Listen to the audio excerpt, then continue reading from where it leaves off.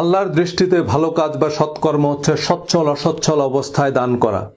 যাদের উপর রাগ ঝাড়তে পারবেন বা রাগ করার খুব যৌক্তিক কারণ আছে, যাদের চাইলে শায়েস্তা করতে পারবেন বা শায়েস্তা করা উচিত, তাদের আল্লাহর ওয়াস্তে ক্ষমা করে দেয় এই সৎকর্ম। রাত জেগে তাহাজ্জুদের নামাজ পড়া সহজ, কিন্তু অসচ্ছল অবস্থায় দান করা, সে দানের প্রচার বা খোটা না দেয়া, সর্বাবস্থায় প্রতিশ্রুতি রক্ষা করা, বিশেষ পরিস্থিতিতে রাগ দমন করা, সব মানুষকে নিঃশর্ত ক্ষমা করা, সংকটে সংগ্রামে ধৈর্য ধারণ করা এভারেস্ট জয় করার চেয়েও কঠিন। আর এই অগ্নি পরীক্ষায় উত্তীর্ণরাই জান্নাতের সুসংবাদ প্রাপ্ত। 5 বার ওযুর পর শাহাদা পাঠ করলেই জান্নাতের 8টি দরজা খুলে দেওয়া হবে, এমন প্রতিশ্রুতি আল্লাহ কোরআনে দেননি এবং নবীজিকে এই জাতীয় কোনো কথা বলতেও বলেননি। একইভাবে অবিশ্বাস, অনাস্থা ও অসৎকর্মই নরকের পথে নিয়ে যাবে।